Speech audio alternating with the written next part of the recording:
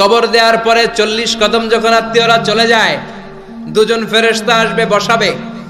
এই ঘটনাটা আমারও ঘটবে, আপনারও ঘটবে, বিশ্বাস হয়? প্রস্তুত আছেন তো? বসিয়ে দেয়া হবে।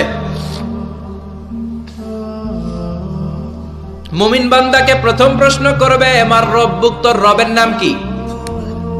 মুমিন বান্দা বলিষ্ঠ কণ্ঠে বলে দিবে, আল্লাহ আমারে রব, এই রবই আমার সব। পড়ে, আল্লাহ আমারে রব, এই রবই আমার সব। পড়েন আমিন।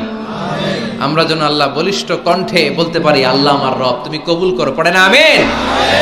প্রথম প্রশ্ন খালাস। দ্বিতীয় প্রশ্ন, আমা দীনুক, তোর দিনের নাম কি, ধর্মের নাম কি?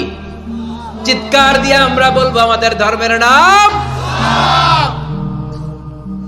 তৃতীয় প্রশ্ন করা হবে, মান হাযার রাজুল, দেখো তো এই লোকটারে চিনো কিনা, এই লোকটারে চিনা চিনা লাগে কিনা।